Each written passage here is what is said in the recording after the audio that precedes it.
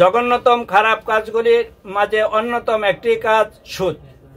এই অভিশপ্ত খারাপ কাজটি আজ সমাজে এমনভাবে ঢুকে পড়েছে যে অনেক মানুষ আজ কথা স্বীকারই করতে চায় না যে সুদ একটি খারাপ কাজ।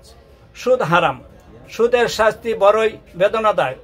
সুস্পষ্ট ভাষা আল্লাহ কোরআনে কারিমে বলেছেন, আল্লাহ পাক ব্যবসা বাণিজ্যকে হালাল করেছেন আর হারাম করে দিয়েছেন তিনি সুদকে। বর্ণনা করেছেন হযরত আবু হুরায়রা রাদিয়াল্লাহু আনহু, হযরত মুহাম্মদ সাল্লাল্লাহু আলাইহি ওয়াসাল্লাম ইরশাদ করেন, মিরাজের রাত্রে আমি সপ্তম আকাশে বজ্রের গর্জন শুনেছি, বিজলির চমক দেখেছি। কিছু সংখ্যক লোকের পেট ঘরের মতো বড় বড় দেখেছি।